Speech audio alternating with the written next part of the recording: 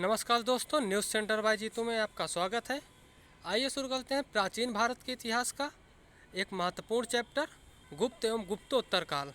तो इससे महत्वपूर्ण जो भी इम्पोर्टेंट क्वेश्चन है, यूपी पीसीएस, बिहार पीसीएस में आए हुए क्वेश्चन हैं, उनको हम इस एपिसोड में कवर कराएंगे। तो यदि आप नए हैं तो चैनल को लाइक कर लीजिएगा और सब्सक्राइब कर लीजिएगा। तो आइए शुरू करते हैं। सबसे पहले देखते हैं क्वेश्चन नंबर 1, गुप्त वंश ने किस अवधि में शासन किया? तो इसका सही आंसर क्या है? 319 ईस्वी में 500 ईस्वी के बीच में गुप्त वंश ने शासन किया। तो याद रखिएगा 319 से 500 ईस्वी, ऑप्शन ए इसका सही है।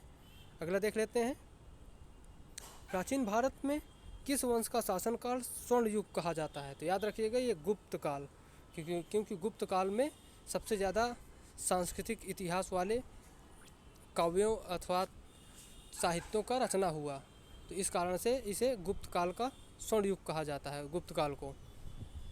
आगे देख लेते हैं क्वेश्चन नंबर 3, निम्नलिखित में से किस गुप्त शासक ने सर्वप्रथम सिक्के जारी किए?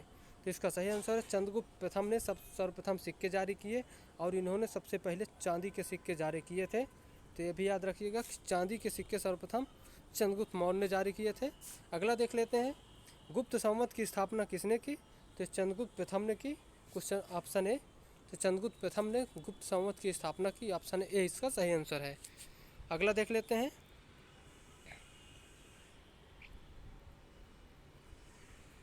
क्वेश्चन नंबर 5, सही जोड़ी मिलान करना है। तो देख लेते हैं, अशोक को प्रियदर्शी कहा गया है। समुद्रगुप्त ने परक्रमांक की उपाधि धारण की। चंद्रगुप्त द्वितीय ने विक्रमादित्य की उपाधि धारण की और स्कंदगुप्त ने क्रमादित्य की उपाधि धारण की।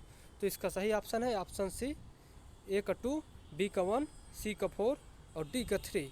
तो ऑप्शन सी इसका सही आंसर है। क्वेश्चन नंबर 6 देख लेते हैं, प्रथम गुप्त शासक जिसने परम भागवत की उपाधि धारण की, ये चंद्रगुप्त द्वितीय है। याद रखिएगा यूपी पीसीएस का क्वेश्चन है, प्रथम गुप्त शासक जिसने परम भागवत की उपाधि धारण की, तो ये चंद्रगुप्त द्वितीय है। अगला देख लेते हैं, निम्नलिखित में से किस गुप्त राजा का एक अन्य नाम देवगुप्त था? तो ये चंद्रगुप्त द्वितीय को देवगुप्त के नाम से भी जाना जाता है। ये भी यूपी पीसीएस मेंस का क्वेश्चन है, देख लीजिए, ये लास्ट ईयर के आए हुए सारे क्वेश्चन हैं। अगला देख लेते हैं, चंद्रगुप्त के नवरत्नों में से कौन एक फलित ज्योतिष से संबंधित था? तो फलित ज्योतिष से संबंधित छपड़क था। याद रखिएगा छपड़क फलित ज्योतिष से संबंधित था, ऑप्शन सी। आगे देख लेते हैं, क्वेश्चन नंबर 9, शक विजेता किसे जाना जाता है? तो शक विजेता को चंद्रगुप्त द्वितीय के नाम से जाना जाता है।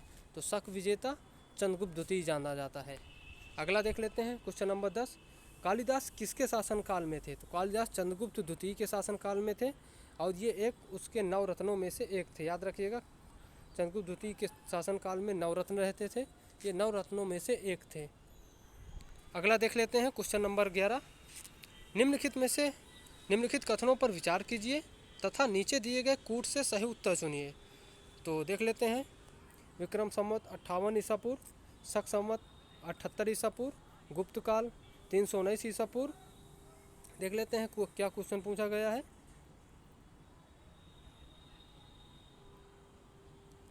चौथा है, भारत में मुसलमान शासन का युग सन 1192 ईसा पूर्व। तो इसके सही चारों ऑप्शन सही हैं, तो 1, 2, 3, 4 चारों सही हैं। अगला क्वेश्चन देख लेते हैं, क्वेश्चन नंबर 12, प्राचीन भारत का नेपोलियन किसे कहा जाता है? तो ये समुद्रगुप्त को कहा जाता है, क्योंकि इसने भारत के उत्तर, दक्षिणी, पूरब और पश्चिमी चारों क्षेत्रों में इसने विजय प्राप्त की थी। और इसके बारे में कहा जाता है कि इसने किसी भी युद्ध में हारा नहीं था। तो ये भी इसका अच्छा एक इम्पॉर्टेंट फैक्ट है कि चंद्रगुप्त मौर्य के बाद कौन ऐसा शासक था जो कभी भी युद्ध में हारा नहीं था? तो वो है समुद्रगुप्त। जबकि चंद्रगुप्त मौर्य तो पराजित भी हो चुका था, लेकिन समुद्रगुप्त किसी भी युद्ध में हारा नहीं था। तो ये इसका इम्पॉर्टेंट इसकी क्वालिटी है। आगे देख लेते हैं, इलाहाबाद स्तंभ अभिलेख निम्नलिखित में से किस एक से संबंधित है? तो ये समुद्रगुप्त से संबंधित है। यूपीएससी 2006 में पूछा हुआ क्वेश्चन है, समुद्रगुप्त। अगला देख लेते हैं, कौन सा राजवंश हूणों के आक्रमण से अत्यंत विचलित हुआ? तो ये गुप्त राजवंश। तो याद रखिएगा स्कंदगुप्त के समय हूणों का सबसे ज़्यादा आक्रमण हुआ था, इसलिए सबसे ज़्यादा विचलित गुप्त वंश हुआ था। अगला देख लेते हैं, किस अभिलेख से ज्ञात होता है कि स्कंदगुप्त ने हूणों को पराजित किया? तो ये भीतरी स्तंभ लेख से ज्ञात होता है कि हूणों को स्कंदगुप्त ने पराजित किया। तो ऑप्शन ए इसका सही आंसर है, भीतरी स्तंभ लेख। क्वेश्चन नंबर 16 देख लेते हैं। हूणों ने भारत पर आक्रमण किया था, तो ये स्कंदगुप्त के शासनकाल में। तो हूणों ने भारत पर आक्रमण किया था स्कंदगुप्त के शासनकाल में, ये इसका सही आंसर है। अगला देख लेते हैं। तोड़माड़ किस जाति दल का था? तो तोड़माड़ हूण जाति दल का था, ये भी इसका सही आंसर है, ऑप्शन बी। तो तोड़माड़ हूण जाति दल का था, ऑप्शन बी। ये देख लेते हैं, आईएएस में पूछा हुआ क्वेश्चन है। अगला देख लेते हैं 18 नंबर। ईसा की 3वीं शताब्दी से जबकि हूण आक्रमण से रोमन साम्राज्य समाप्त हो गया, भारतीय व्यापारी अधिकाधिक निर्भर हो गए। तो किस पर निर्भर हो गए? दक्षिण पूर्व एशियाई व्यापार पर।